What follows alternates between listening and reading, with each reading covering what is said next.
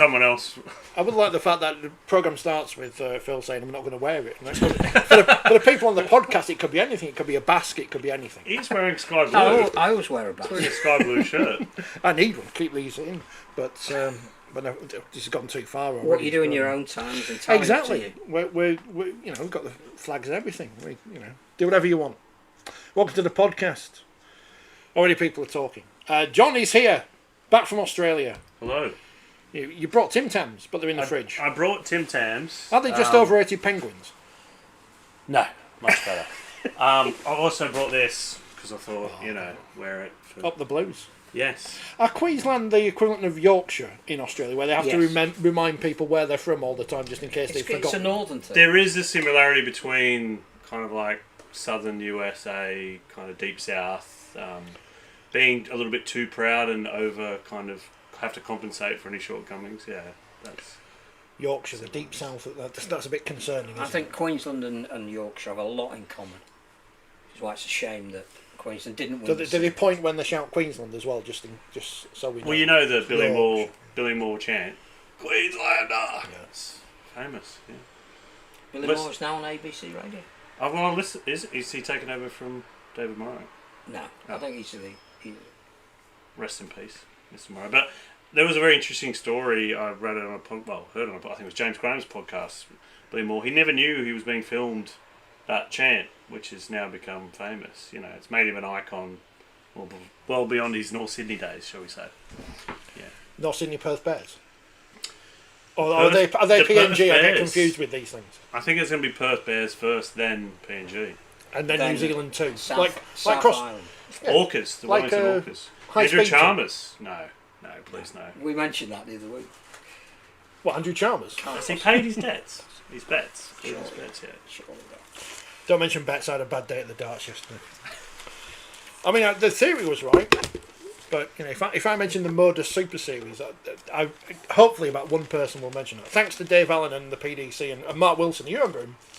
Yeah, whatever happened to him? He doesn't answer my calls anymore. You know, I know that. He's famous now. Like most people, he doesn't speak to my people. Yes, exactly. His PA. I feel like it's a long time since anyone on this programme says, "Thanks for the hospitality." But so I thought I'd say that at the start. But I did enjoy a very enjoyable afternoon at the darts, which you don't understand. Much like Pearly Kings and Queens and the Chelsea Pensions. There's a guy from Cessnock, isn't there? Is there? Simon Whitlock. Yeah, like the Johns brothers. He's on the Modus Darts, which is just on YouTube for compulsive gambling. Has he been demoted? Yeah, he's been relegated out of the PDC. But Bo Greaves, 20, 10 grand she earned yesterday. She's from Doncaster. She'll probably be on Look North right now. 20 grand. Well, she won 10 grand. She's 20 years old. She won 10 grand. You'd have to pay a lot of. Is she now better than Fallon Sharrock? Yeah, because she beat her in the final. She was Luke Littler before Luke Littler. Right. Rich, you'd have to play a lot of games, test matches for England to earn that money. Right. No, that joke didn't. Okay. No, it's true. It's not a joke if it's true. Or Great Britain, or how much are the women going to get paid for being Great Britain in Las Vegas? That's a very, very good question. I have no answer. And where is the money going to come from? More important. Yes. Welcome to the podcast. Already on. Tim says Sheffield's Buzz Rothfield in the house. Is that libelous? That is libelous. Is that actionable? That is libelous. I'm that disliked, and I'm not balding and have. You're not from Sheffield anymore, are you? I know. I live in Barnsley as well. Yeah. I don't follow Cronulla either. Creeping further north. I'll be Wakefield next. I'll be in Harrogate. No, I won't be in Harrogate. I can't afford that. I'll be in. Don't let any Australians. Rotherham. No, Rotherham South. It is south of Barnsley. That's getting close to Australia. Kevin says, "Evening all. The Blues broke the Origin curse. It's Warrington next, then GB. Going to do the Aussies." There you go. You see. For the Great Britain tour of Australia, which we don't know where the games are. I mean, we don't. I think Phil doesn't believe it's going to be Great Britain, do you? No. Hang on. What? I don't think we'll be. I think we'll be England. After all the stuff last week, and people have already picked their teams for a Test series that's 18 months away, if not. Can't see the point of it. I don't. I haven't heard if it's going to be either. But whoever it is, if England or Great Britain won the Ashes next year, that would be amazing. That'd be a great moment for the sport after more than 50 years. Yeah. Do the Australians care whether it's England or Great Britain? You're speaking for the whole nation, by the way, now. You see, they would prefer it to be Great Britain. Yeah. But the Americans will not get the... If we're talking about Because Las they don't know, do Vegas, they? Oh, yeah. Yeah. It has to be They England think against Scotland's in Australia. England, don't they? Yeah. Well, Scotland's at the bottom of Buckingham Palace. Yeah. I mean, I There's listen. the Gardens and then Scotland. I listen to a lot of podcasts and watch far too many rugby league shows. The sad thing is, a lot of Australian people don't really understand the difference between Great Britain. Well, in fairness, a lot of people here yeah. don't, including our politicians. And so, I'm you know, talking what about we- players who played in the Ashes in the past. So to them, it's Yeah, but the Eiffel thing Tower's is, just next door. if you're going to do it, you've got to have a reason for doing it. Because we've been through all of this in 2019. Oh, let's bring back I was Great there. Britain. Let's bring them back. Not on the field, but Not why are we bringing them back? How are we going to bring them back? How do we make them credible if we bring them back? It's like, let's bring them back. So we've done it and we got that completely wrong. there wasn't So why really. would you just do it? Yeah, there wasn't any wider engagement, No. was there? And the people in New Zealand, where the games were, they didn't care. And the other thing we said, I think, last week is clearly the World Cups are being split from 2028. Announcements this week about 26 next week. Did you say that about last week? or 28 was to that- Thursday. I can't remember. Definitely Wednesday. Ish. You're not going to bet. Yeah, you're not going to bet your life on it. Are you? But if you're going to be promoting, even if they're different World Cups, women's one year, wheelchair another year, men another year, when are you going to play Great Britain? It has to be that sort of fourth year. But unless you're going to announce now that that's what you're always going to do, and you're going to have a programme for England, Scotland, Ireland and Wales to make Great Britain meaningful, how are you going to do that if part of them are playing in World Cups? So I understand the history and the heritage of Great Britain is. it's never going going to to go away. It's never going to go away. But wasn't the split, and you would know much more than me because I wasn't around then. Wasn't the split more to do with Sport England? Yeah, it's to do with funding. Which everyone seems to have conveniently forgotten. But It's like- presumably the funding now is so low that they can put them all back together. Or Well, the fact that Ireland, Scotland and Wales have largely been the idea also was that Sport Scotland, Sport Wales and whatever it is in Ireland would also contribute to their national team. But if Has you that haven't, happened? But if you haven't got a domestic competition, Yes. why would Sport Scotland say, of course we'll support your national team? How many As- thousands as Daniel of says, participants have you got? if you've got 150 we've got 3 teams Yeah, if at you've men's got- level yeah, and yeah. Daniel says, when will Ireland, Scotland and Wales next be playing in a test match or a tournament? Ireland will be playing this autumn. There you go. If we're talking men, Well, I assume so, yeah. But we know they'll be playing the Netherlands. the Whereas the Ireland women will be playing in a World Cup qualifier against Greece. but we And know Wales that women will probably be playing England, but we don't know. the Ireland situation, as we understand it, is a farce.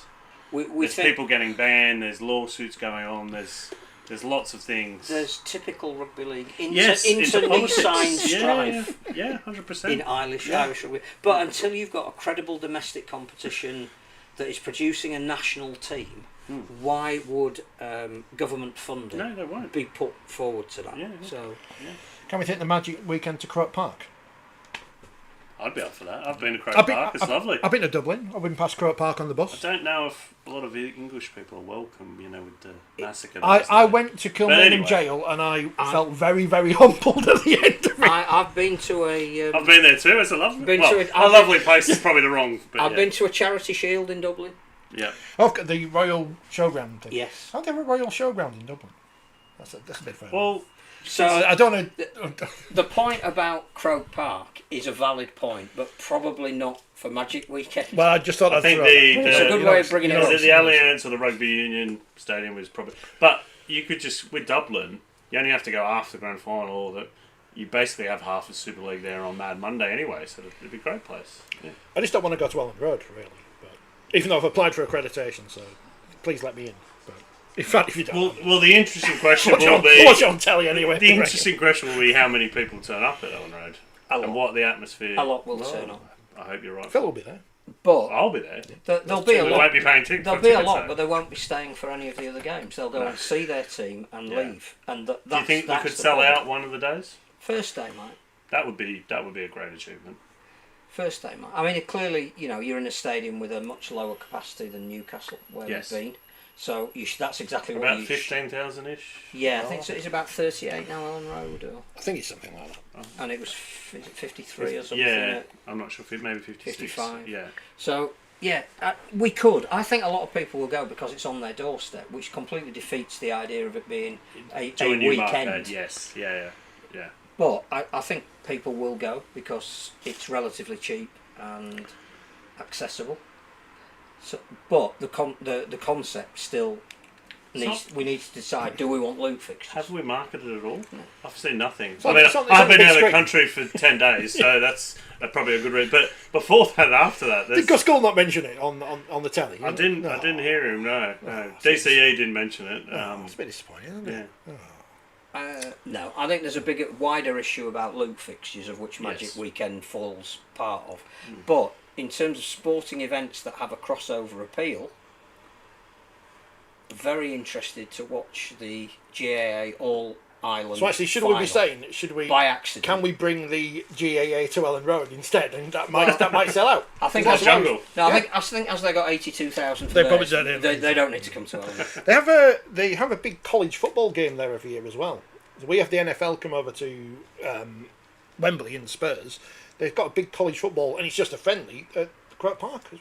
What it proves now they're open to foreign games. If you get the right event in the right stadium with a sellout crowd and a really elite level game, you don't have to follow a sport. You can just enjoy it for what it is. Which I think is part of the appeal now of State of Origin. I think it's gone beyond the fact that it's Queensland, New South Wales. I think people say, I don't really need to follow one or the other, but I have to see what happens because it's an event. And that's how I got caught up in the GA. We didn't intend to watch it. We put it on. It's on mainstream BBC Two. You don't understand the rules. In fact, I think you need to be schooled in the sport to possibly understand all the nuances. But you get carried away by the atmosphere, by the fact that the commentators are so good. The analysts back in the studio were so enthusiastic. You're just going, I need to see how this ends. The game itself, the lead changed hands about every... looked away from the screen and the lead had changed. And you're being told by people that really know you are witnessing one of the greatest occasions this sport has ever... And you go, I need to watch it now. And had there been another game on next week, I would have wanted to know a little bit more about it. So what I think Rugby League can take from that is Origin sort of does that. Vegas can maybe do that. The Challenge Cup final used to do that. The Grand Final sort of does that. That's what we need to. We need to get the sellout stadium with the big crowd, with the great atmosphere, with... You don't have to follow one of the teams that are playing. You just need to know that this is a really big event and you want to watch it because you're going to be entertained. I can't remember... sorry, go on. I was just going to say, I think the talk that I heard last week on a podcast was that the Rugby League games on in Vegas next year are going to be on free-to-air TV in America, which they weren't this year, right? Which is a massive fill-up because... Absolutely. Yeah, you can get people who are flicking and, I don't know anything about these teams, but...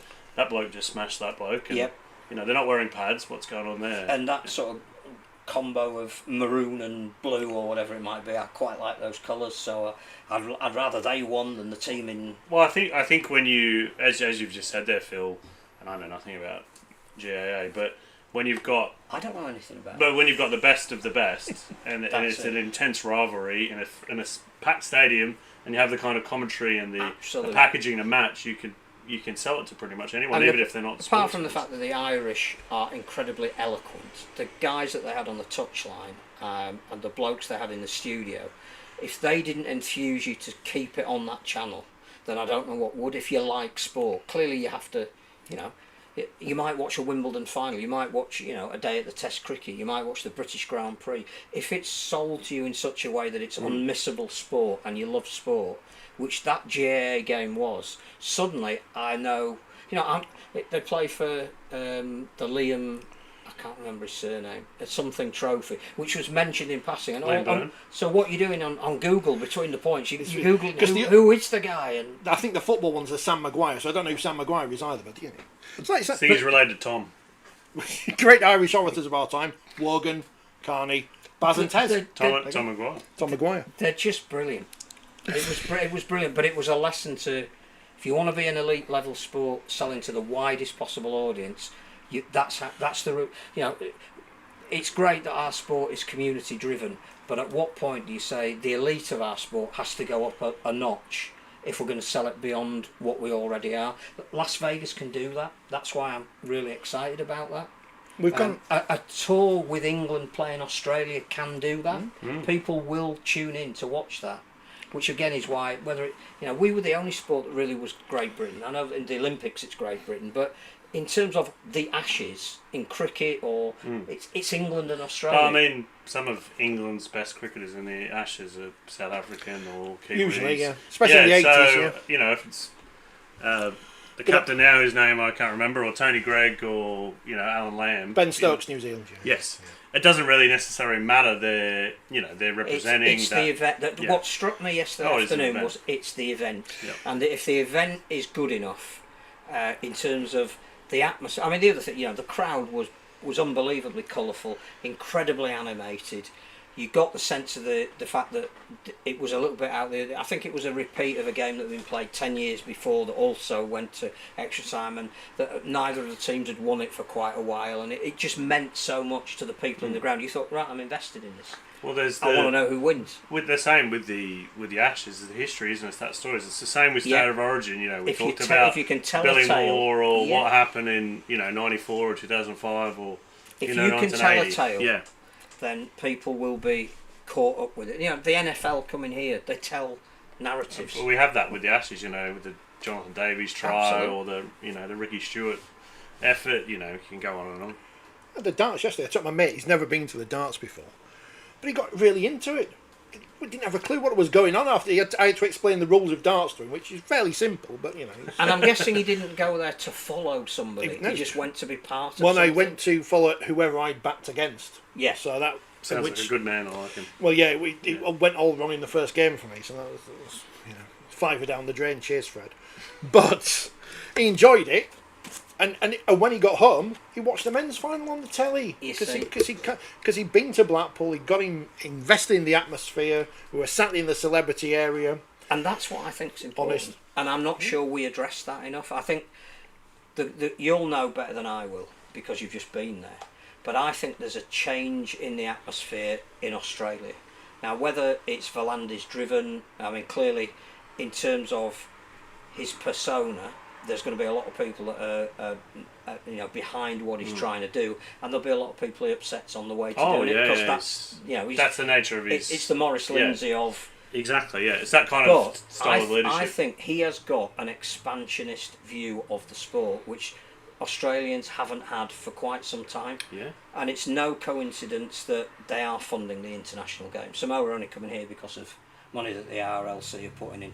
They are determining the timing of the announcements of World Cups and Asia Pacific Championships. Asia Pacific wouldn't have happened if it hadn't been for the NRL. They are looking at going to Perth and PNG and South Island or whatever it might be. They are, they have brought this Vegas concept forward for all of the reasons we know. It's not because they love rugby league, it's because he wants to get the betting money, and that's absolutely fine, nothing wrong. But I suspect that that's where the future of the sport now lies, and if they see events as driving it, that should be encouraged. How do we become part of that? Well, I think I saw something. I think it was on Instagram, but it was linked to an actual reputable media source. That the NRL's. I can name the ones that aren't. No, the NRL's broadcasting rights are up. Yeah, I think maybe next year or the year after. 27. And there was a TV rights expert predicting that the NRL is the only sport in Australia and there is a lot that will increase. And with the way the television market is, apart from the NBA and the Premier League, everyone else is going down. But they are. I think it's a bit of in Australia. It's a bit of a golden age. Yep. Probably similar to the late '80s, early '90s pre-Super League war. But when you had Ken Arthurson and John Quayle in charge, they are in a. I think the only difference is that they've got the money. In that era, they were looking to cement rugby league in the States where it was popular. Yes. Yeah. And they weren't looking to Victoria. But they brought in the Warriors in '95, which was pre. But what we've got now is going back to the GAA, which is why it's a relevant-ish discussion, is that you're either global or community. Yes. And we're stuck in the community. The Aussies are looking at global. And I think we've got to be taken with, and I think Wigan can see that. Yes. I think Warrington can see that. That's why they were desperate to be involved in Vegas. I can think of at least 3 other clubs that will want to be going to Vegas next year. If it's not Wigan and Warrington, and I don't think the same clubs will go, because I think the Aussies have realised that you got to find different reasons for people to want to go and watch an unfamiliar sport.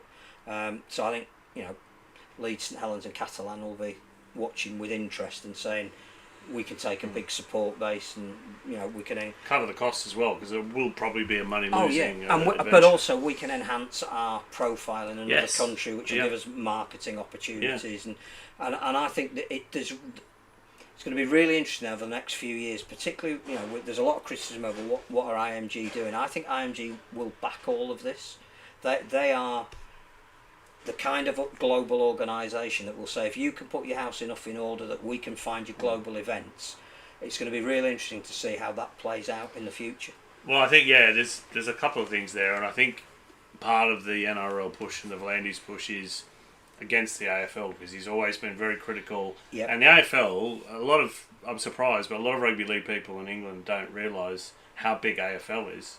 And the NRL isn't the number one sport across the whole country. A lot of people in this country don't realise how big everything is apart from rugby league, because they don't have any. Yeah, but if you go to Perth, or you go to Adelaide, or most of Melbourne, Northern Territory, like Tasmania, AFL it is more national.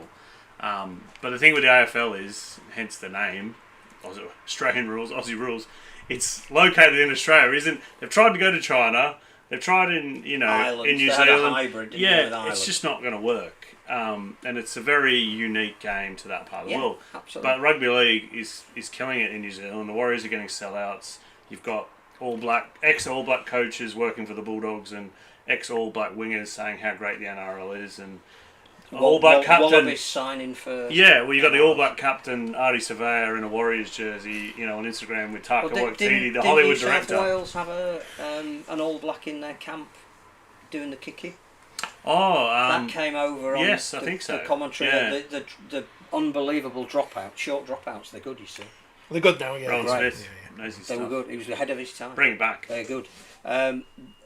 Luai was coached by an All Black who came into camp that week. Yeah, well, there's a lot of. Well, I saw on Instagram Nathan Cleary was hanging out with Mr. Carter.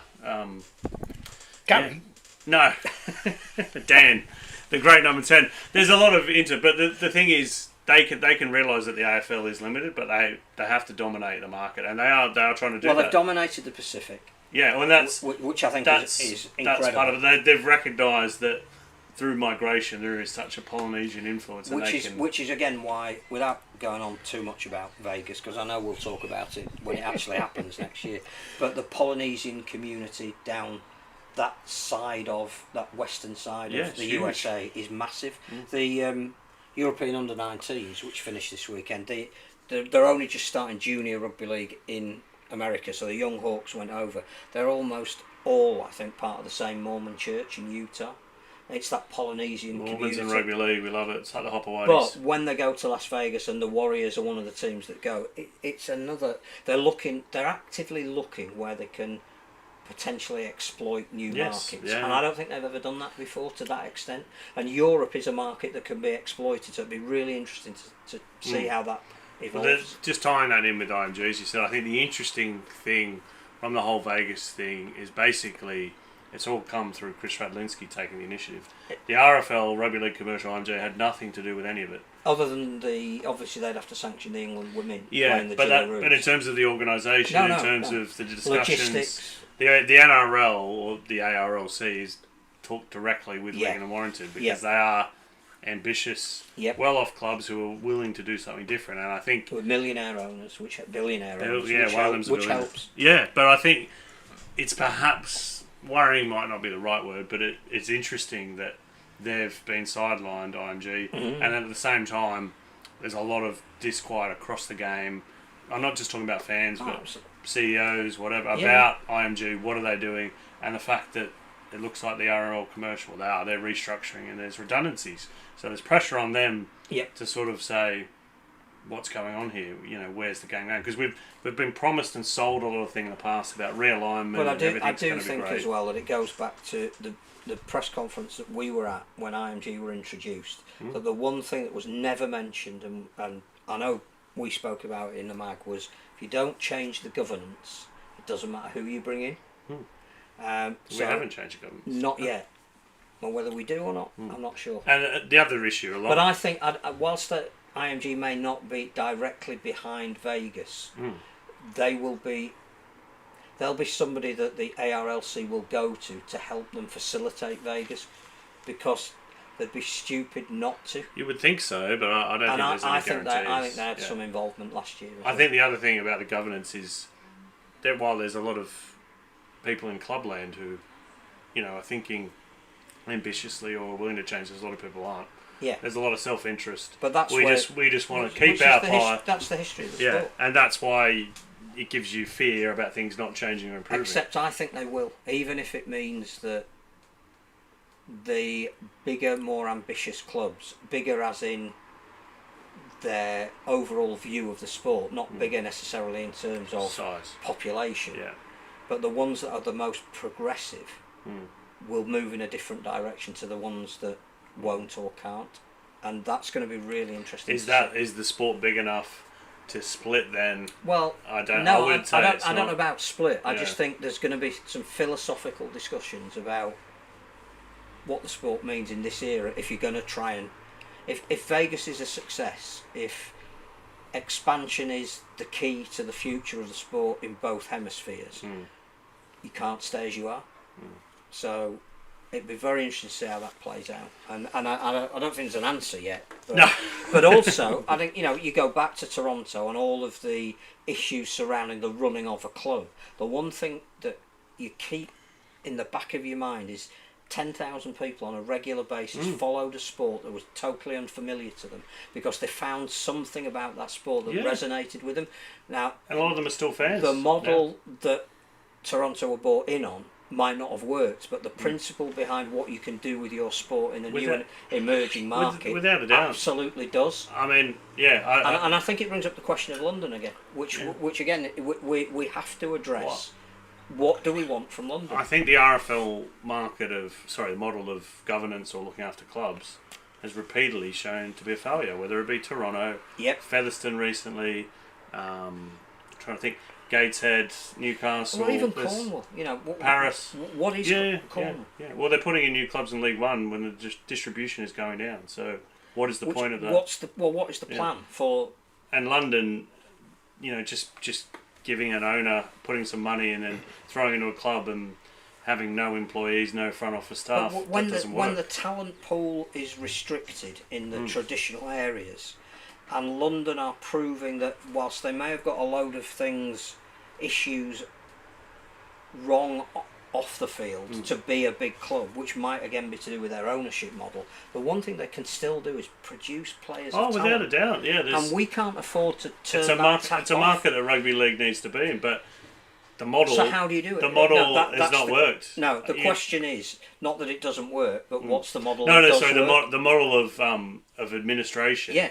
I think it needs to be a Melbourne Storm style model where it's run by head office and you say, however, all right, we'll take this player and this from, you can get salary cap dispensations, you have to put in the hard work. You said the word clubland, and however many times you can say it, there are too many parallels between rugby league clubs and its governance as a sport and working men's club committees. People hanging on to their little fiefdoms long after their usefulness has been realised. I think there's a real philosophical question, which is not for answering here tonight, it's just putting out there. Got to talk about Warrington Saints. The history of this sport was easily identified. The who we were was easy to paint. We were northern, industrial and working class.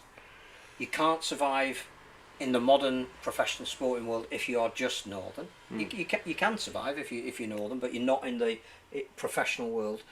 Industrial doesn't exist. The north of England has been systematically deindustrialised, and that goes back to your working men's clubs and all that kind of thing. the industries that A support lot of it, those are they're gone, aren't not they? there. They work in men's clubs. And yeah. the working class is not as easily definable as an economic group as it was in those days. So if we can't be Northern Industrial working class, and that's not our fault, what are we? I do look at us on the screen sometimes and think you're in the wrong position because we are that sketch with Ronnie Barker and Ronnie Corbett and John Cleese. We know our place. Yeah, well we do, don't we? Yeah. Well, we think we do.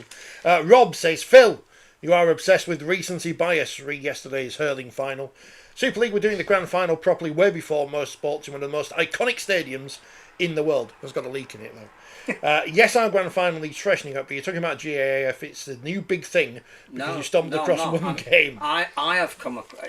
I'm talking about it. Phil Kaplan, it being not the world. attractive to people who like sport because of what you suddenly come across. I'm using that as potentially an example for what do we need to look at in rugby. I don't care about GA. If I never see another game, it's not going to alter my life. I wasn't making a point from that basis. I was just wishing that we had more events that would appeal to a neutral, like State of Origin did.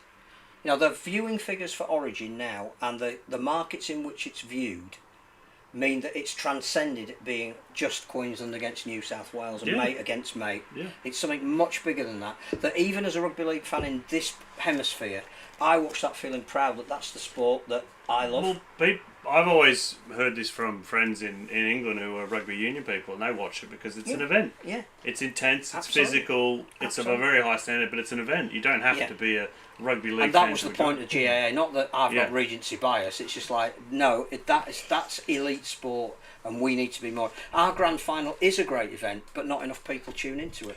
We might get 70,000 people watching it if we're lucky, but we don't get the television viewing figures. On the issue of recency bias, was the State of Origin game the best game of all time? Well, probably not, but it Was was. it Is that because New South Wales won? It was a sensation. It was. I think it was, not because of the It was result. up. It was up. I think it was one up of the there, greatest 65 How do minutes. you, in whatever, You can't. 130 years, You but can't. yeah. But it was everything you would want from a sporting contest that was settling a series. And I also think that the women's one, whilst it wasn't as close, the week before was as good as a standard as women's rugby league as I'd ever seen. Was it the best women's game ever? I don't know if it was better than Canada, Brazil. or New Zealand and Australia in the group stages at York. which we Probably ran. not. That was a very good game. Does it matter? No, it doesn't It was matter. just Well, that's like, is the Premier League the highest best league in the world? It quality. doesn't matter. It was top quality. It was whatever Wagyu beef. And Australia have gone from 3 State of Origin games to potentially 6 that are big events because the women's series has increased Well, and is increasing. The way the crowds are increasing and the interest in media coverage is crazy. And under the Matildas, that's the national football women's team, now they're getting 100,000. So it's not, it's women's sport generally, but the way the rugby league has grown as well and the pathway, it's fantastic. I don't think if you went 10 years ago, you wouldn't, probably even not even 10 years ago, 8 years ago, you wouldn't be able to predict what would happen.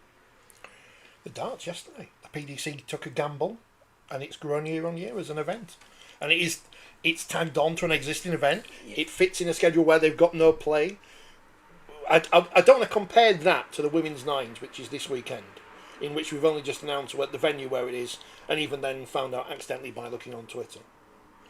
Good marketing. Yeah, and it's in Hull, where neither team is in the Women's Super League, and none of the clubs competing in the event, I think, are from either. So I mean, the other thing about Super League this year is that we've had to deal with the BBC. And whilst, again, at the start of the season, there was a lot of good audience viewing figures, great to have it on free to... It's like, is it still on the BBC this year? Well, when is the next game? I think the disappointing thing is that when that deal was announced, you thought, okay, well, it's going to be on, it's going to be on a channel or a platform that gets a higher audience. It's got a bit of cachet. The BBC has a history, and this isn't trying to be critical of anyone involved with the broadcast, but it's just not really. It's been on the red button. It's not looked great. BBC Three. The commentary, everything about it's just looked low budget, and it's not been pushed. No. And that was the thing about JA, which we won't mention again after this. Is that it was on free to air television. Bring back Adam Hills. But this is where not everyone likes him. This is where I would say that and it goes to tomorrow. The 100 starts. Now, why would you start the tournament on a Tuesday? That seems a bit daft, does it? I know the school holidays are almost starting, or started, but that seems a bit of a stupid time to start and launch a competition. It's summer coming. Apparently. But It's beautiful outside. there is certainly a difference in the way that the BBC promotes the 100 cricket than it does any other sporting event they have. Now, that's not a rugby league thing. That's every other sport they have isn't promoted in the way that the 100 is. And that's... I'd be asking questions about that, but I don't know who to ask questions to. Where's Lisa and Andy? Get her on the phone. What else did you want to talk about that wasn't actually things on the pitch? What have we got here? Las Vegas we've mentioned. Origin we've mentioned. Should we talk about St Helens and Warrington as a kind of... They're mixed together because they played each other on the telly. At times I thought I'm watching the Sam Burgess show, because I thought it was Sam Burgess show featuring some rugby league, which was nice of Sky to show in between clips of the eponymous coach saying "I love you, mate" and stuff. Now, I'm not saying it was of the levels of Ashton Sims, who pretty much destroyed the theory of miking up a player when he was in that Challenge Cup game on the BBC and completely played up to it. And now no one can do that. But I think if you mic up a coach and they know they're mic'd up, I don't think they're as natural with what they will say as if they weren't. There's that great documentary from, I think it's the late 80s or early 90s, where David Ellery, the football referee, is mic'd up and none of the players know, including future RFL president Tony Adams.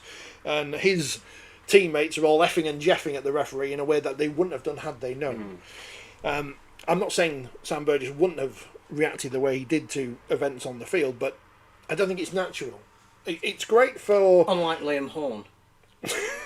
I didn't see it, so what's he done?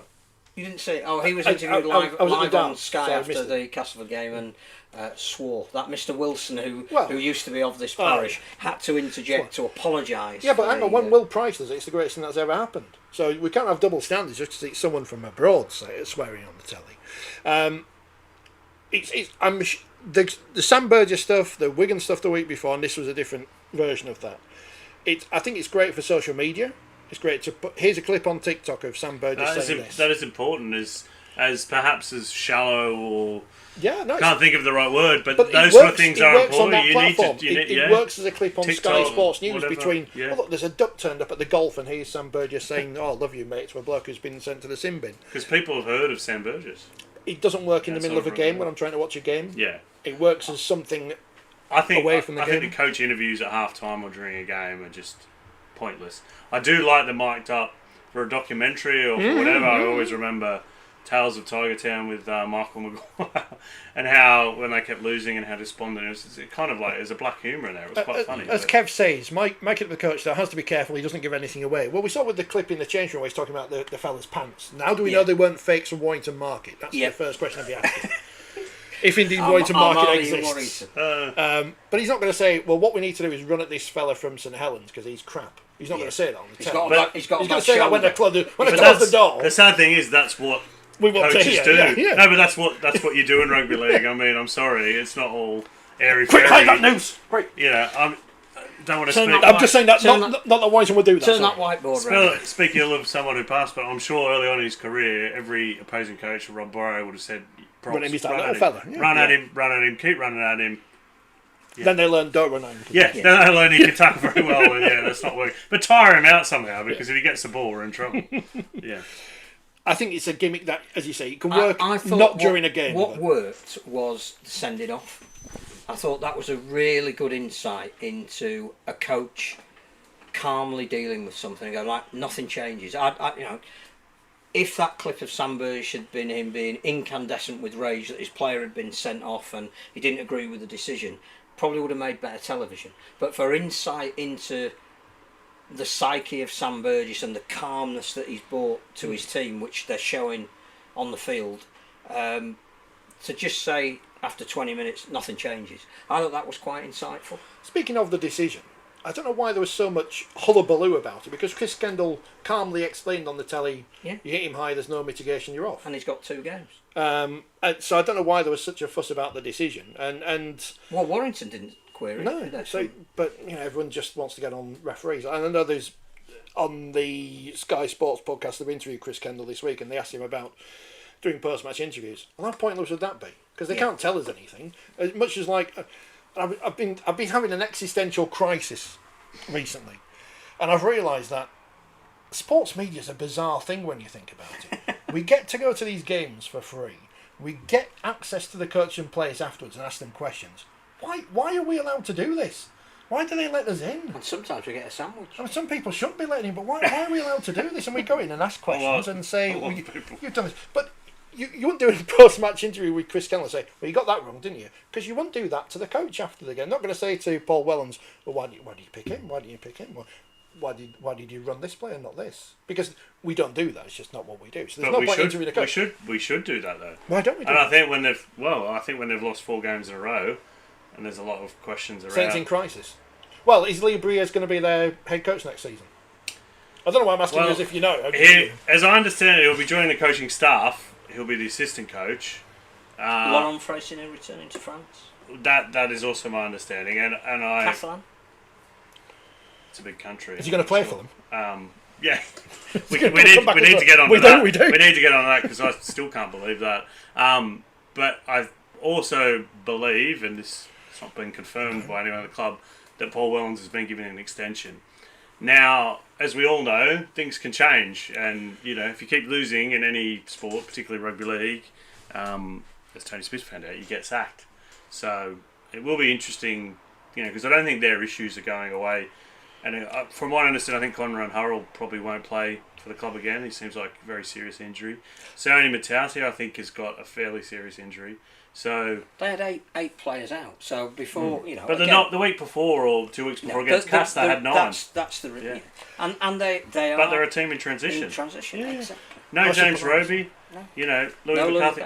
And James Roby's not coming back, is he? He's not going to. Well, he might do. He might say. Going to do a Dean Sampson for the. Well, I think he's got better knees than Sam Tompkins. But no, they are a team in transition, and they're going to be over the next 2 or 3 years. And I think they've probably made some wrong decisions in recruitment. We're in a salary cap spot. Yeah. So, speaking of sources, someone said to me a few weeks ago Leigh Briers would be going to St Helens before it hit. You never told me. Well, no, thanks, Rich. I don't know why I didn't I? But here's one for you. Then here's one for you to investigate. Yeah. Conrad Hurrell. Yes. He's off to Huddersfield. I hadn't heard that. Okay. And Kevin Agama. He's going to St Helens. Well, I did write that in the Agama one. As I understand it, he will be coming in. I think Hurrell's injury, I can't see him playing again this year. But it could maybe be the it's mascot. not. You did that for Tonga last year. But that would be a strange. I don't want to say a strange thought, but Huddersfield. Yeah, exactly. You don't really know what's going on at Huddersfield. I think they've befuddled most people for decades, haven't they? So I'd give Luke Robinson the job. Maybe they could put Keith Mason in charge. He might fit in there. I don't know. Make Wakefield great again. No, it's not in crisis. Yeah, no, I think St Helens is a really interesting because obviously Lewis Dodd's leaving. Yeah. They're going to need to sign a halfback. Jake Clifford. They're going to say Jake I think if it is Jake Clifford, which there's only a small amount of halfbacks available, that would be a very good signing. I think he showed at Hull FC. Probably like the harder training in St Helens that you get at Hull as well. Or not like it. But they do have they have a lot of players who are over 30, so there is a bit of Is LMS coming back? I think he's playing with his hose at the moment. Is that a euphemism? Or he's a fireman, I think you mean. Oh yeah. But it is. I think, obviously, when you've won 4 titles in a row, huge high expectations. But I think there's a bit of a character assassination on Paul Wellens. Yeah. And he is still a young coach, and regardless if he can't turn the club around, he's human. But what he's done for the club on the field, I think he deserves a lot of respect. There's no one who's hurting probably more at this point who's a St Helens. But also, person even if you bring a different coach in, you're still working with the resource that you've got, or the lack of Brad resource. Arthur's doing well at Leeds, isn't he? Yeah, I've read all the articles. He's changed Leeds completely. Shall we after sack one Rowan game. Smith again? Can we sack him again? I think there's this thought that some coaches are miracle workers. But you can only work with the players that are fit. Yeah. So, Paul Wellens has half of his team not fit. It's going to impact on the way his team can be effective. I think the trouble with talking about that too much is we haven't praised Warrington enough. Well, that's what I was just going to go on to that because Kevin, he's waiting for us to praise Warrington. So is it their year? Is it their year? Man. The only, Sorry, Kevin. The only test they've had so far that would give us a litmus paper of whether it's going to be their year was the Challenge Cup final. And they failed. And they need to do some work for the level they were at in that game if they're going to win a semi-final and then a grand final. It doesn't mean they couldn't beat Wigan in a grand final. And they could win, don't ask that question at the moment. What you can say is, last year they made a great start and fell apart. This year they're showing no signs of falling apart. Yeah. There is a different mentality. There's a better quality of player. There's a structure and system that they're playing under that is making them very hard to beat, even if they lose a player. And I think their performance in the first half against St Helens was absolutely superb. Get well soon, Steph Rashford. I think had his face pretty much destroyed. Game's gone soft, Rich. I think you were here last year, and it will have been about a year ago when Sam Burgess was announced as the future coach of Warrington, and we questioned that decision, which is our right to do, and we might be wrong. But they are second in the table. We didn't say he was never going to be. We just questioned the process. Said he hasn't got the experience, but I do think we need to pay credit to Martin Gleeson. He's got the people around. He's got the right people around him, hasn't he? I don't think there's any doubt Sam Burgess is doing a great. I was one of those people who question it, and Rodstead keeps reminding me. Don't know why he's so obsessed with me. But hashtag stick to darts. Just say that. That's all you have to do. Probably say something else, Rich, but I would never do that. But he's doing a fantastic job, and more power to him. I think we can all admit we get things wrong. Well, had him, the only good thing about him being mic'd up was that he maintains that level of calm, and I still think that sides are a reflection of their coach's demeanour in some ways, and that when you're put under pressure, if you've got a coach that's going to rant and rave and run up and down the touchline, the likelihood is your team is going to, when it's put under pressure, it's not going to play in the way that is going to win them the game. Sam clearly not only has the confidence of his players, and some of the things he says, like I love you when I play against Simid. I think that's really important for the player. But the calmness that he shows all the way through that game is indicative of the way his team is playing. That was the perfect sin binning from Matty Nicholson, was he? Because he did exactly what you need to do in that situation to stop a team scoring. Yeah, so that was a perfect. And then he goes out and scores the winning try and goes to Canberra because his coach has invested in him. The fact that I didn't, I know you had to do what you had to do. I still love you, which I took to mean not, I took to mean I still love the things that you're doing for the team. And he goes out and repays in the knowledge that he's not even going to be there next year. That's in the Wayne Bennett / Jack Gibson, Absolutely. Matty Pete kind of model of that fathering, mentoring, and that's how you build connection. You show affection. It's not do this or I'll yell at you. It's, you care. Yes, you care. That's the thing. Yeah. That's what I was like as a coach. We drew one game out of 14, I think it was that season. That was a great success. Is there anything else to say positively about Warrington before we move on from them? Because apart from Kevin's concern that their attendances are down, he said this hours ago, they're down 11% or something. Should we be concerned at that? Because they're playing good rugby there, second in the table. Or is it the fault that all the games on telly and they're all played at weird times? No, I think the fault is loop fixtures. Because again, brilliant result by Warrington at St Helens. And as Sky always do, they put, and these are the remaining fixtures, and then you realise they've got to play each other again before the end of the season, and you think, so if St Helens win that game, this one actually means less. I think it might be an issue with Warrington's historic underachievement. I'm sure that as the season gets towards the last few rounds, if they're in contention for finishing second, there'll be sellouts. Yeah. But our fixture list is inhibiting selling the sport at its best. If Wigan and Warrington and indeed England have not got a range of American football style jerseys on sale by the time we get to Vegas, then they're missing a trick, because I'm trying to think of which American football teams wear the same colours as Wigan and Warrington. Warrington would be the Rams, kind of blue and yellowy colours. Saffron, and Wigan, red and white. Can't be the 49ers, that's Leeds United. Kansas City Chiefs, they're red and white. They're good. So it's get some shirts sent out, because to them clubs, and I don't know, I'm just rambling. Huddersfield, they're Luke Robinson, greatest coach ever. 16-8 win over Salford. They're obviously in a slump now. So well done to Huddersfield, you won a match. Again, the thing about that is the honesty of Luke Robinson, because he's actually come in and used words like disharmony. and getting the squad back together again, and looking at the things that they need to concentrate on that are outside the realm of what's torn them apart. Now, I don't know what that says, if anything, about Ian Watson. I think, again, perhaps this year has been a year where he was probably never going to win, because the expectation had got to such a level that he probably couldn't deliver on. But Robinson's honesty in saying it as it was when he took over, and then putting the arm round and getting the best out of what he's got, is exactly why I think they should give him the job.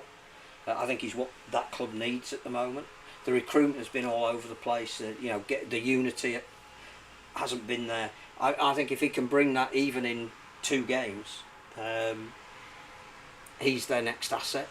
I think the Salford thing again is nothing to do with the quality of the team. It's to do with the lack of people that they've got available to play at the moment. And great that Nene McDonald was back, but they still have too many players. They also, they're such a small squad. Injuries hit them as much, if not more, than anyone else. They do seem to struggle though against teams lower on the table than that they're expected to beat. Like I remember they were at the Jungle. I'm trying to think exactly when it was. Maybe in May, it was April, and they were I think Cass had won 1 game all year, and Salford, and they got dominated. They do seem to have that performance in them, and I think that's a concern for them, that at their very best they can beat. You get to this stage of the season and you are knackered.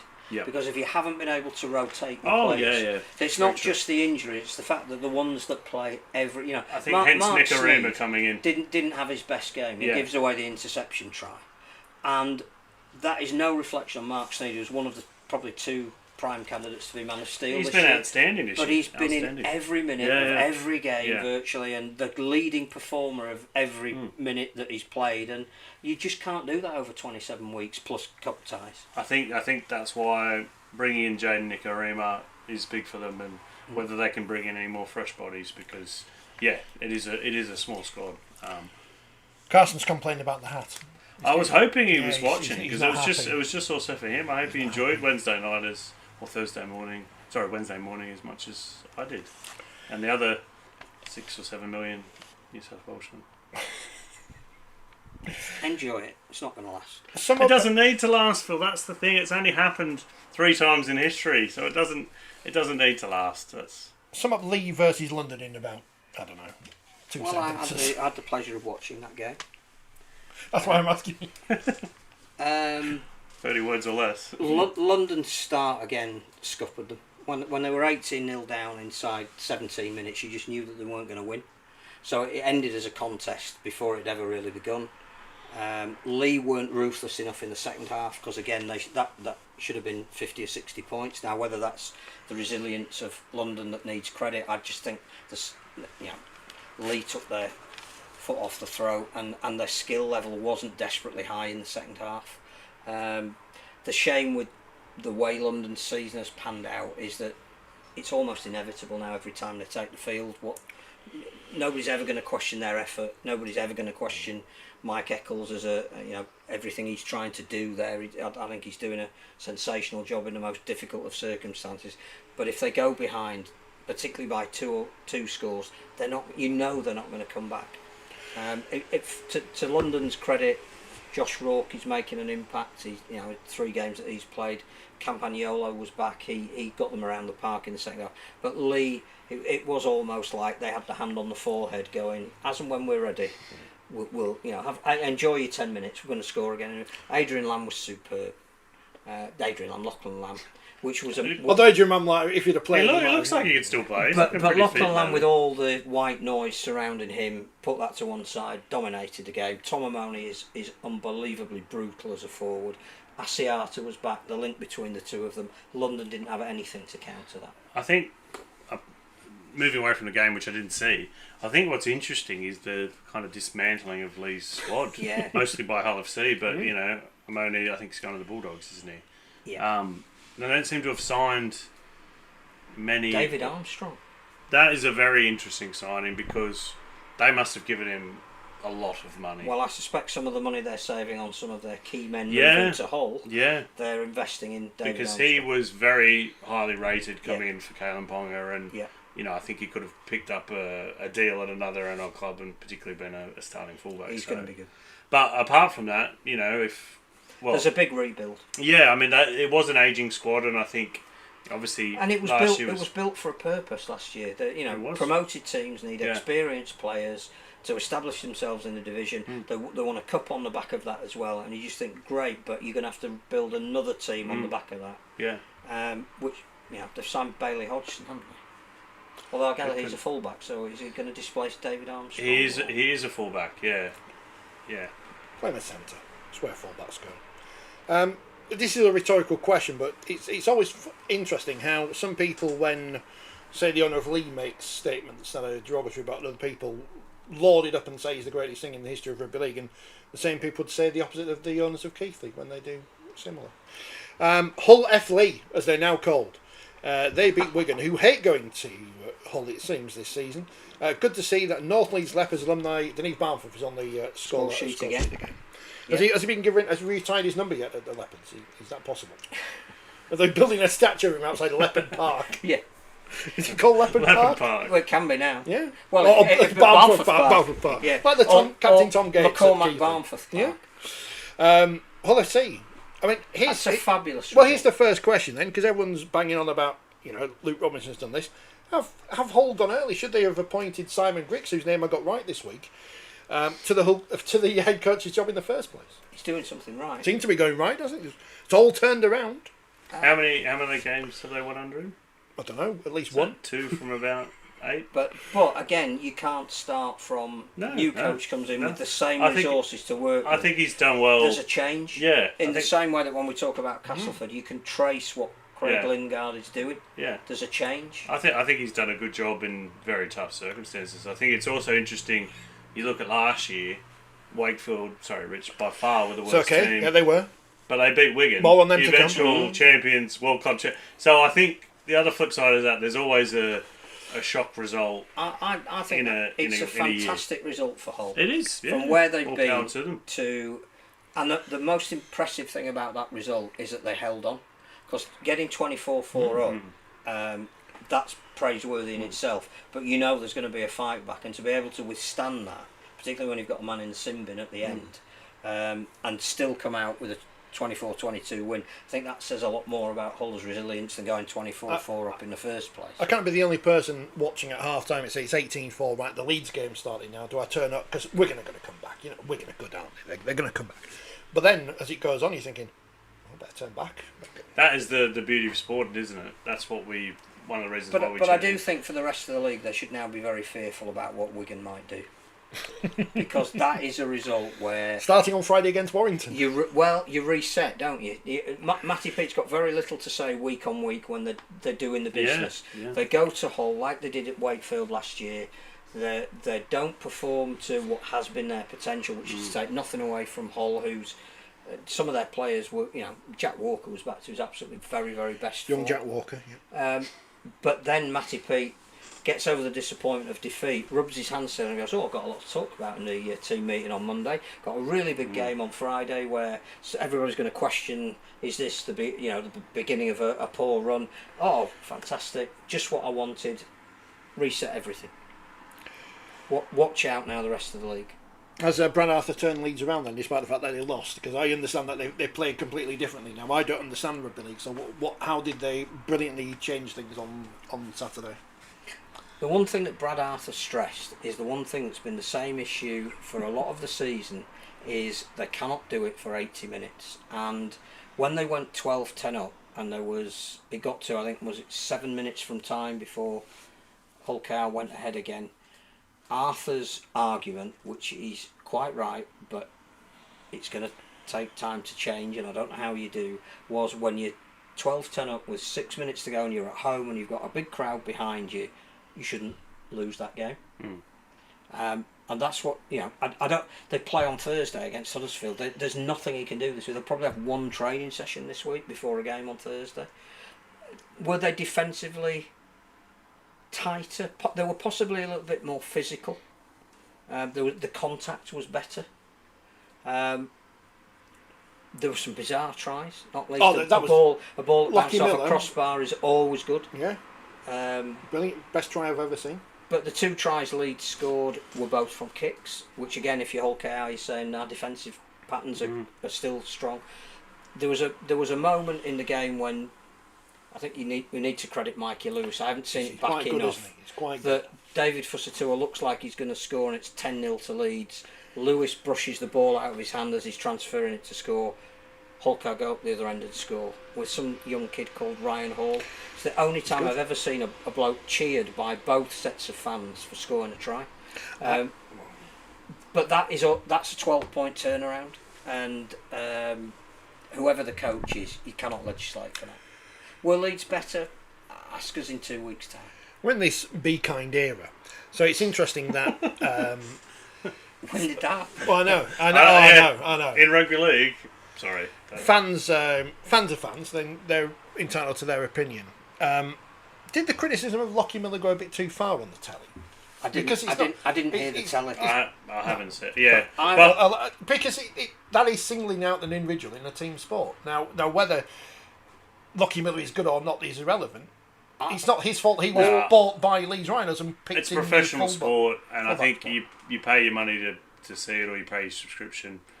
That's criticism. Your performance is there. I think when it goes, beyond the line of if it's normal. abuse. I think the thing about Lockie Miller is he's clearly a work in progress. He wasn't bought to be the finished article. His background is in rugby union sevens, and sometimes it looks like he's playing rugby union sevens. That he made a couple of mistakes, which is not a good thing. No, I mean, what you've got to get is an element of discipline, which I think if Brad Arthur is going to do that, it's not giving away penalties. It's like you're on the second tackle and you move the ball to the left-hand side and you throw a pass that even if the winger had taken it, he would have been bundled into touch. As it happens, the pass isn't quality and it goes into touch. Just go, that is the wrong option.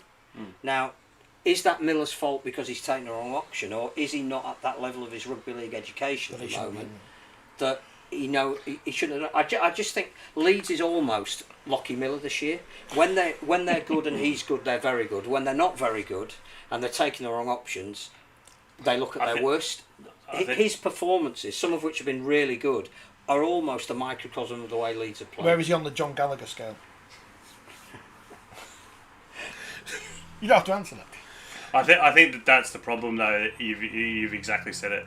If he's a work in progress, you should not be signing foreign players who are a work in progress. Your foreign players should be among your 5-6 best players in your squad, and that's the whole point. I absolutely get that next year, with the experience of this year, he could be a very important part of that team. It might be you're just going through what Jai Field went through when he arrived at Wigan, or Leslie Vinocola when he started at Bradford. That you don't judge how they begin there. But Scott Donald would be the classic example. When Scott Donald signed, didn't he come after he'd done several grand finals with Manly? But when his first season, no, he hadn't. Every Leeds player that was before. Would have sent him back. Yeah, but he ends up being one of the most revered overseas players. It was great at Manly though. Small guy, very quick. His first season in a Leeds shirt.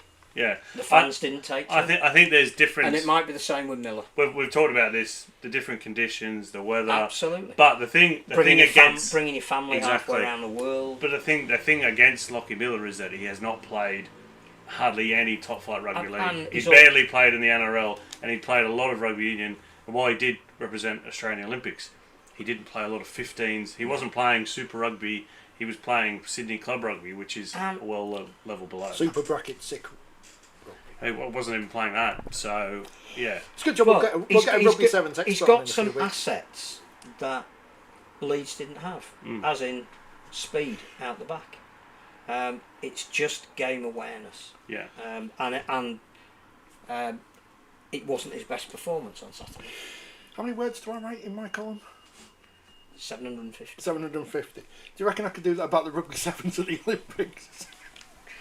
I think that's the issue, actually. Yeah, is it? All right, that's all right then. Why we'll beat the pie, says Andy. I think we're the second biggest Warrington podcast behind What Would Brian Bevan Say, so that's good to know. But without the swearing or offensiveness. But I still listen. No, we couldn't do what they can.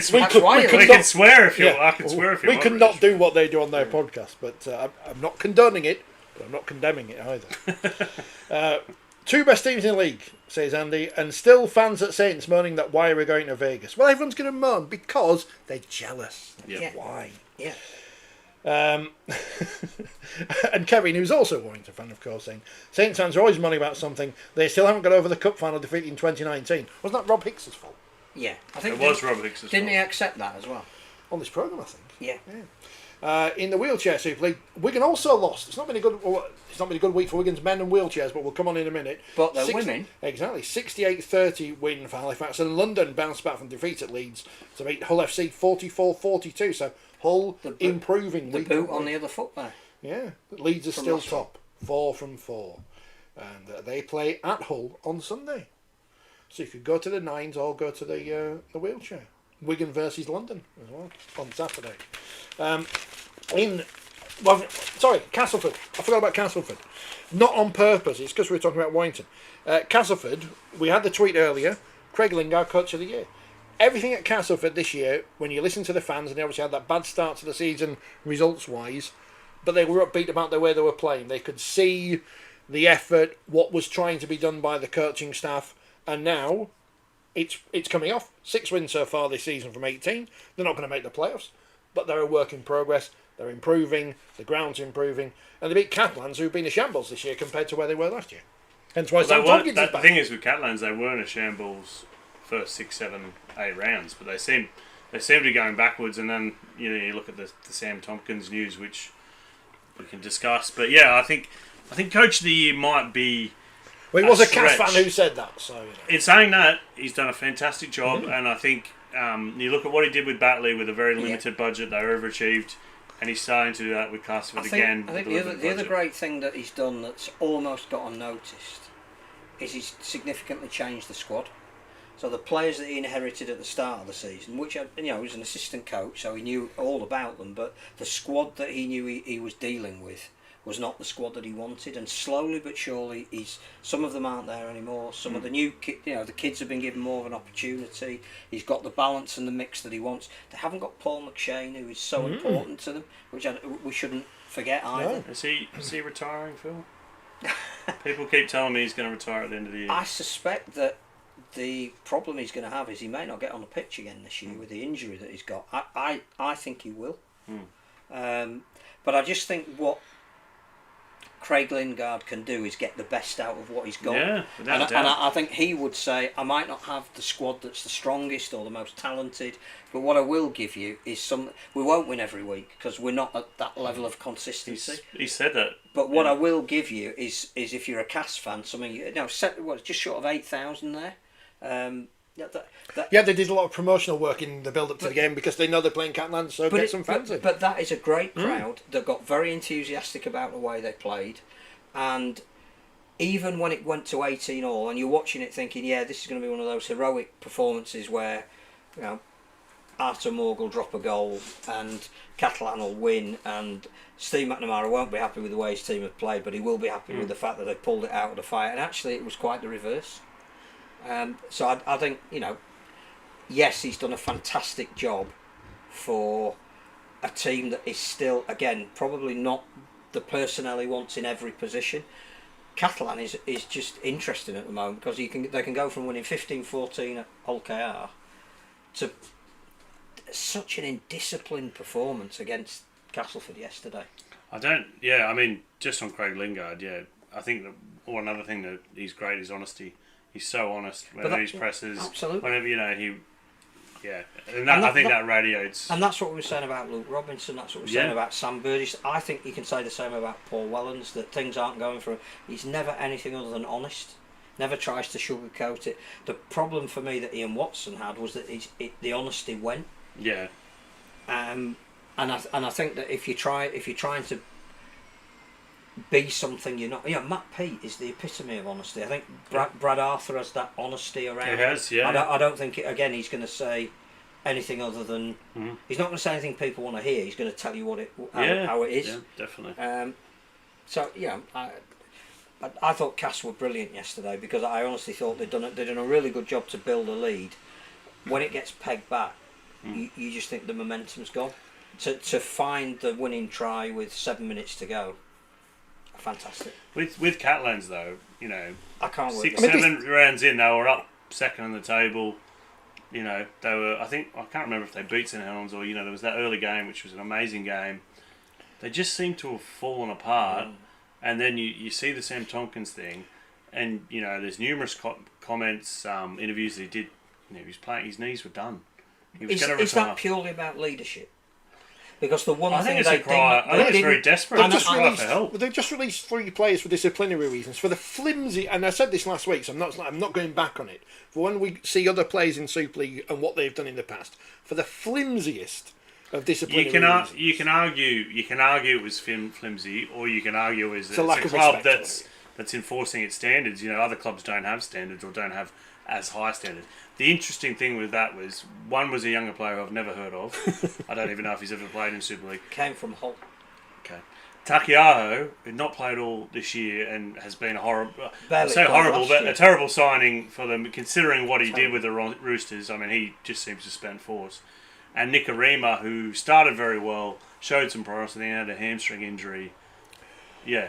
And now they're bringing in more players. It's almost as if they freed up some Cup space. The Jared Wallace thing, that seemingly come from nowhere. Obviously, Luke Keary. Was he not playing every week with the Dolphins? I'm not 100% sure. I mean, the Dolphins do have a very, very good pack of experienced internationals.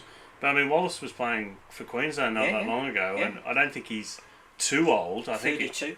Okay, that's older than I thought he was. There you go. So that's the only issue. And I think the other thing with Luke Keary, fantastic career, huge problems with concussion. He'd already retired. Yeah. So has he got enough left in the tank? Well, I think they're hoping he's going to be a Mitchell Pearce, because the one thing they've lost is leadership. Mitchell Pearce didn't retire and then come out and retired. He had issues at the Knights with texting someone's girlfriend that he shouldn't have been. But anyway, that's another story. And then you come to Sam Tompkins. But I think Sam coming back, I think he will be fit. He wouldn't be able to do it if he wasn't at a level of fitness. But I think it's leadership. The one thing they were lacking, Michael McAlorum now going to Hull KR. Again, that's surprising. Bizarre. Yeah, that's surprising. But that's another very experienced, spine player isn't going to be there. I just think that they need the insurance of a Tompkins there. Well, Tom Johnson, though, may not play again this year. Well, I think they've missed Tompkins, they've missed Pearce, and they've missed May. Yeah. And that's what I thought at the start of the year. And first 7 games, I was wrong again. It seems to have maybe turned a bit of full circle because maybe Artem Org and Cesar Rouge aren't up to it week in, week out yet. Hopefully they are later on, or maybe they won't be. Jordan Abdul, fantastic player. He's overweight and he picks up a lot of injuries, and I think he's one of those players that, with all due fairness of being kind and, got weight issues myself, but I'm not a professional athlete, Are you not? No. Have you seen me play? No. Terrible. But, yeah, and I think Teo Farge has probably not been as dynamic or as... Didn't play yesterday. Yeah. Well, he's another player who's had many injury issues the last 3 years. So I think there has been poor recruitment from Catalans. I do think they've got some good young French players coming through. They have, but they're not ready to play week in, week out. No. And that's why I think Tompkins is back, to marshal the team from the back. The only thing I really don't understand is presumably his theatre tour's been cancelled. Are they going to change the documentary? Firstly, he ain't going to be able to come over if he's playing, and secondly, he hasn't retired. Well, 2 words. Jamie Peacock? Well... Is it going to be like that? At least he can't get relegated, can he? That's the one thing. He doesn't have to close down a drop goal from... What's his name? Is he still going to be on Sky as well? Is he just going he said so, yeah. He said so. After a game, he'll just throw on a suit, a bit sweaty. And I found it quite bizarre, that news. Chris thinks... Yeah. Because he's been away for so long in relative terms, he looks a lot smaller now in the way. I mean, we haven't yet seen him in the kit, but he might be too small to me in Super League. If you're an opposing coach, knowing he's got dodgy knees, what are you going to be saying? I think again because of the knowledge he's got and the position he's playing in, he will be protected. If he isn't protected, there's something seriously wrong. But I think that is you playing a dinner suit at the back. But you wouldn't be, if you're the other team, You No, won't but be you've threatening. got- You'll be hit him in the knees. You've You'll got, be pressure. you've got to get to him. We're bad I, at I don't it. think. I don't think he's going to be. He'll be putting returning the himself ball in though. there. Yeah, high kick comes up. I think you might find that the wingers are getting a lot of the passes. I don't know. I think if I was the coach instructing my halves to kick high on my kick chase to, I'd be telling Tom Davis when he catches the kick, be at the side so he can give you the ball. Yeah, and if he takes the ball out the line, then you hit him as hard legally as you're able to do. I don't think he'll be taking the ball to the line. I think it's a very It's odd expediency, I think. Yeah, it's a very odd. But they need leaders. Yeah. That game against Castleford showed exactly why they haven't got enough leaders. Because at 18 all, they should have found a way to close that game out, and they didn't have anybody that either put them in a position where they could or decided, right, when we're in possession, we're going to end this on that point. Well, I think there's Cass exploited it. Tex Hoy did brilliant. Yeah, the other element, obviously, I wrote today that Catalans are, bidding to sign Lock and Lamb, and I think that goes to show that they've recognised they need some depth in those playmaking positions because they don't have them. Pick up some fans in PNG as well. Ian Boldsworth, who is hidden on this desk somewhere, if you can spot him, well done. No issue with Saints not going to Vegas. We found out the impact a trip around the world can have on a champion team when we won the World Club Championship in Oz. Warrington may notice no difference, of course. This week's fixtures, it's Heritage Round at Huddersfield, so make sure you're wearing your Sheffield Eagles shirts as they take on Leeds. I'm sure I did that last year again. Is there a Wayne Bennett shirt? I don't know. Go with massive Ken Davey. How many games did he play? I don't know, but in his book he 1970 came over and played for us. He fondly remembers it. Yeah, a good old time. There must be some programmes I've got with him. Played on the wing, didn't he? Very tall, lanky winger and fullback. Yeah. So wouldn't have been great in the pub afterwards though. So make sure you're wearing your Sheffield Eagles or Huddersfield Barracuda shirts as they take on Leeds.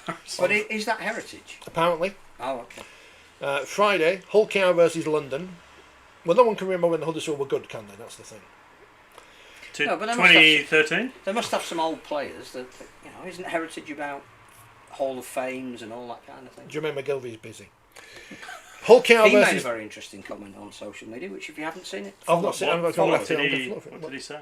About why Luke Robinson should get the job and honesty and all that kind of thing. But endorses some of the things we had observed. Friday, as well as Wigan Warrington, it is Leigh versus St Helens. Oh, that could be in crisis. I might watch that one. Hull KR versus London. And on Saturday, Catalans Hull, and before that, Salford versus Castleford.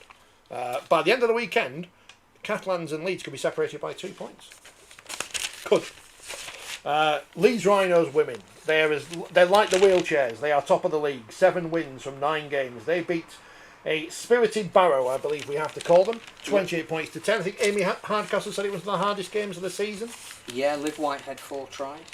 Outside Amy Hardcastle. Wakefield's Liv Whitehead. I think... well done Castleford women beating Hull KR as well. They got hammered by him earlier in the season. Turned it around winning yesterday. So well done Castleford's women. It sounded like again, I didn't see any of the tries. It sounded like Leeds got off to a good lead, lost some players, and Barrow would not go away. I would expect that Barrow will pick off another scalp this year.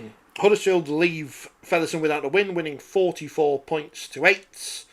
Amelia Brown scoring a hat-trick. I think he's professional. St Helens 82, Warrington 0. Oof. All of their star players on form there. I think Jodie Cunningham played in the centre, didn't she? Did she plays everywhere. Yeah, started in the centre. You can't escape from it. She's on the telly, she's everywhere on the pitch. She'll be in Las Vegas. What's happening at Wakefield in crisis? Well, we're coming on to that in a minute. We've got to say, because Wigan beat York. That was York in crisis. No. 18 points to 10. Well, yeah, something must... they've recruited well. It's honesty. It's always a good coach. If there is a theme of this podcast...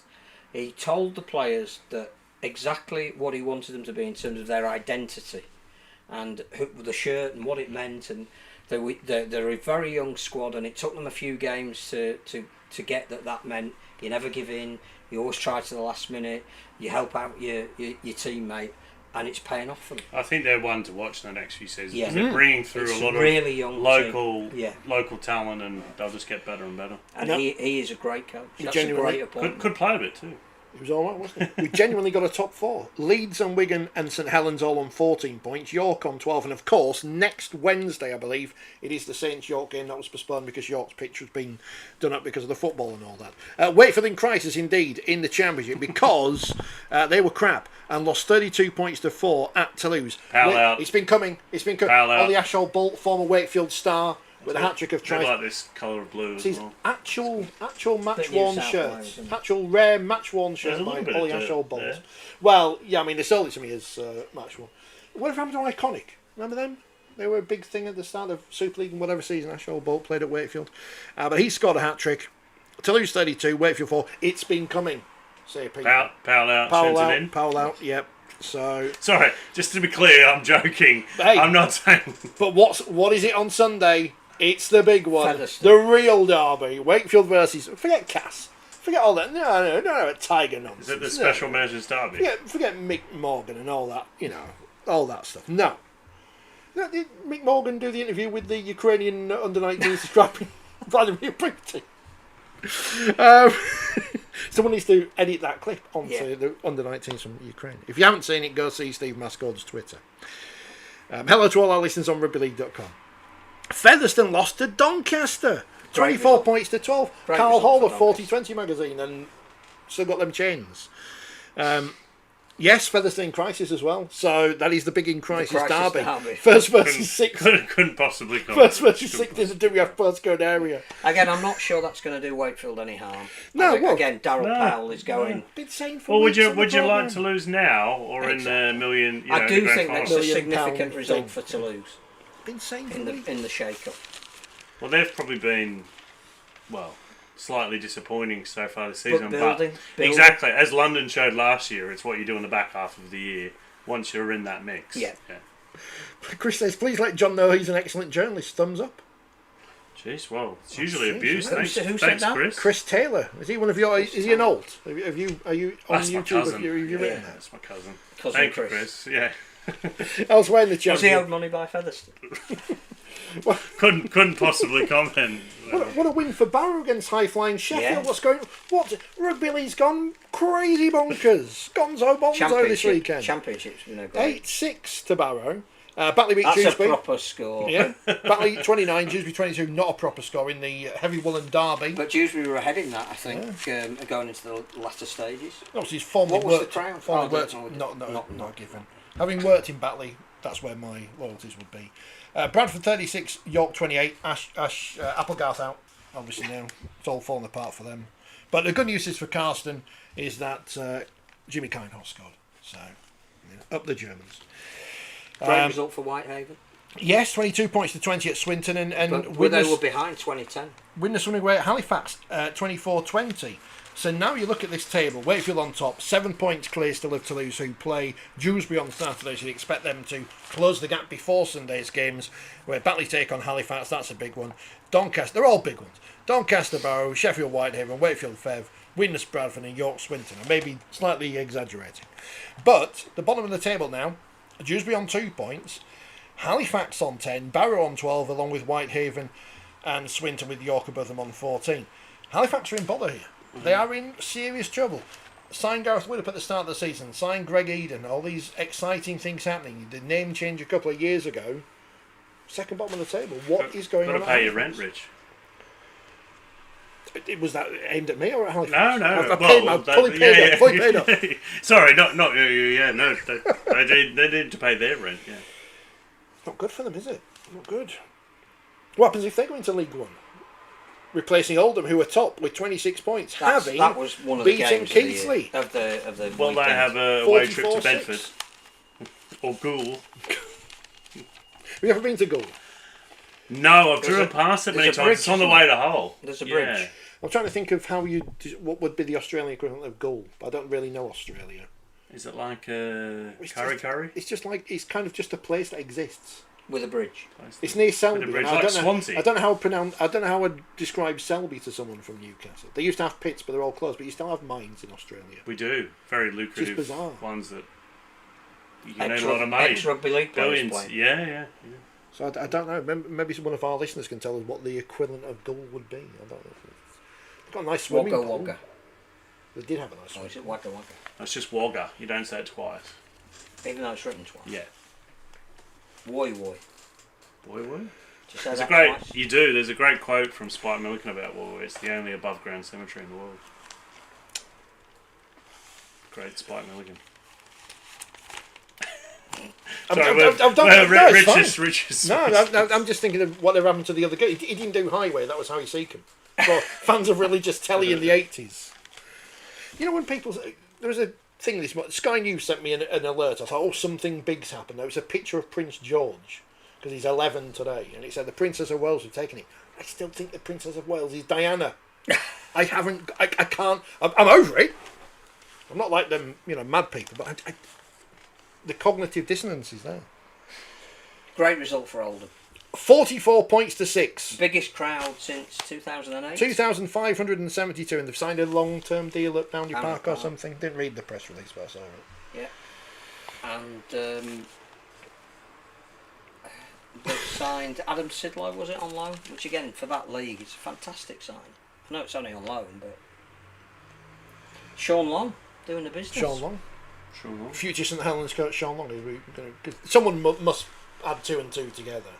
I hope Paul Whelan stays in that job for a long time, but when he isn't in that job, when they do the 6 coaches who could take over at St Helens, it'd be Sean Long. It is going to be interesting though what happens, because it is if Leigh Briers does arrive there, because that is almost like having your successor on the shoulder. I think that's well, it's been announced by Brisbane that he's leaving today. Yes. Yeah, I think so. 4 clubs he could join in Super League. I know you'd like him to join Leeds, but I think he'd be a good fit.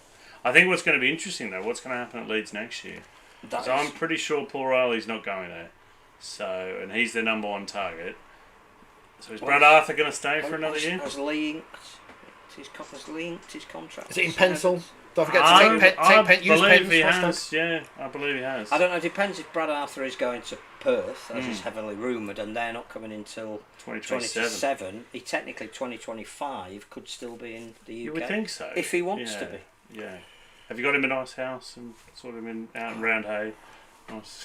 Nice local cafe that actually makes a good smashed avo, perhaps. He's got everything he needs. Also in League One. I mean, it's nicer than Parramatta, to be fair. Parramatta's not nice at all. But anyway. He could sail his yacht on Roundley Park Lane. I don't think he's sailing a yacht down Parramatta River. I don't think so. Is that where they took Blake Austin and whoever it was last season? Yeah. What happened to Blake Austin? He's playing in the delightful... He's just got banned for 2 games. He's playing for West. For Tigers. Cornwall 8, Workington 13. We give League One the respect it deserves. North Wales 16, Hunslet 46. And Rochdale 14, Midlands 10, who were 6-0 up at half-time. Oldham top of the table, 3 clear now of Keighley, who are in that playoff spot with Hunslet, Rochdale, Midlands and Workington. North Wales just outside, 2 points behind them, then come Cornwall, and then come Newcastle. This week it's Hunslet, Workington, Keighley, Midlands. That'd be interesting with all the chat the other week about the coach of Midlands. Can I ask? I mean, you probably talked about this on the podcast last week or the week before. The whole Keighley coaching and then that statement. That was honesty, above and beyond what they needed to put. Well, I mean, you could probably argue, Matt Foster might argue whether it was honesty, but it's just bizarre. Well, as I said, why do you keep sacking coaches like at the top of the table? And then that statement, what? But it was more like there's a dispute between the director of rugby and the head coach, and we back the director of rugby. But the detail they went into, it's like, wow. But what benefit does that do to anyone? It makes us smile because we something to talk about. Yeah, it's very, very strange. Yes. Yeah.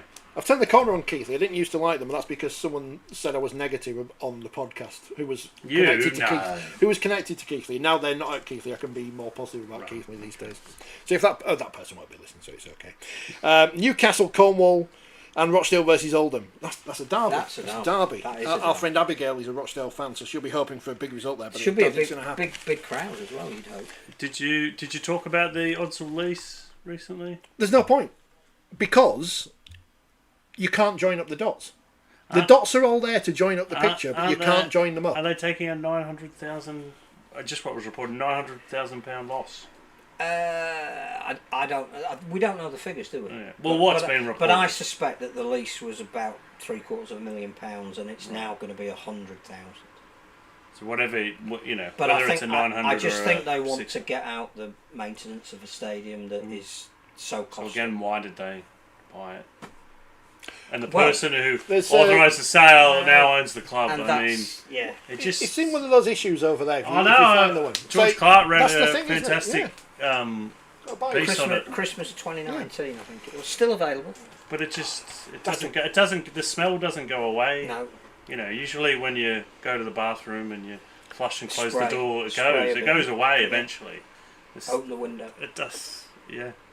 No one's interested in investigating it. Maybe the MP, who was so aghast when Bradford Well, I lost think- their licence to have an academy, having created players 20 years ago, I could think have there put was some pressure on. well, I wrote a story about, I can't really remember it specifically because it was several years ago. I think it was around 2019. There was a vote for whether it should have been looked at by the clubs, and enough clubs backed it. I think a lot of them just wanted to look the other way. So. Maybe he'll write about it in his book. Whose book? If only had a publisher. Andy, Oh, right, that book, yes. Yeah. Andy says, this is because we've got on too long now. Look, it's 7:30. Jeez, Is it? Oh, yeah, your tea will be cold. If only I had it. Dog will be eaten, mate. You're eating Tim Tams for tea. Yep. and strawberry rock. That's Strawberry- generic strawberry rock. that'll put some hairs on your chest. And biscuits. Andy says the longest unbroken derby in rugby league history is this week, Wigan versus Warrington. They've played every season outside the war years. They even played when Wigan were relegated in 1980 in the Lancashire Cup. What about Saints Wigan? When did they not play then? Was one of them- Presumably. Oh, but when Wigan presumably were in the Wigan second were in the division, yeah. division. that That's was a question. that the 70s? 1980. Long time ago. 79, 80, they got Yeah, relegated. yeah. I wish people would stop saying the 80s. Morris Bamford. Morris Bamford. Legendary. Did he wear hats? Was he a hat person? No, not really. No. Like Craig Lingard is the king of hats. He needs to get it. I don't know why I'm mixing him up with Peter Fox, who did wear hats. Yes, Peter Fox did. Green Bay Packers fan Peter Fox. Carlton says, do I have to bring biscuits again? Always. There was something I was going to say, but I can't remember. Oh, is he coming back? He must be. You know, when you coming to Magic Weekend? Is it Magic and he was going to camp in your back garden? I can't remember. Oh, I think the question for him is he still a Queenslander? Of course. Once a We're still Queenslanders. Once a Morono was a Morono. But Billy's not sure. Sorry, I mean that is one of the greatest, and that was Brad Walter, one of the greatest 1-2s of. What do you mean we're still Queenslanders? Like, that was one of the greatest comments. You just are. He just keeps mentioning it. Yeah, no, it's terrible, isn't it? We should, They've had a lucky we win. should ban him. Oh, feels good. Looks like one of those people who watches golf now. And there's no bigger insult to someone than saying, you like someone who watches golf. It's a long walk spoiled his You golf. know, it's like someone who watches golf. Yeah. I found the people who are worse than the people who watch Wimbledon, by the way, on Centre Court. The people who go to the last night of the proms. Oh, I've got a okay. new love of classical music. Big fan of Radio 3. Right. Unbelievable. Listens to Radio 3, he does. But the people who go to the last night of the proms, they're the worst people on earth. Just decided. Classic FM. It's that. You see, this is the problem. I started with Classic FM, and that gets you onto the harder stuff of Radio 3. Right. I've no idea what any of the music's called or what it, but I like it. It's alright. It's good. It's well worth the license fee. Trelawney. Yeah. Him and Georgia Mann on the Essential Classics thing. They've like phone-ins and stuff, like getting people involved. This is not. I think we've segued. We have gone. But yeah, You need a biscuit. I do need a bit. I need some sleep. But thank you for listening. Thank John for coming. You'll be back again. So there's always an open I'll be invitation. You back don't have to next Monday. ask. You don't have to ask. I don't know. You can come in that Monday when I'm not here. Yeah. You can do school holidays. I don't need to see my children anymore. You can do all the technical stuff. It's easy. We'll be back next week. James busy this week. He's on his off. train to London. He's a keynote speaker tomorrow in the City of London. Wow. The last train to London, like ELO. Haha. There you go. That'll do. Classic. That's the mix of classical and rock. Yeah, that's Great more. place to end. It's more Radio 2.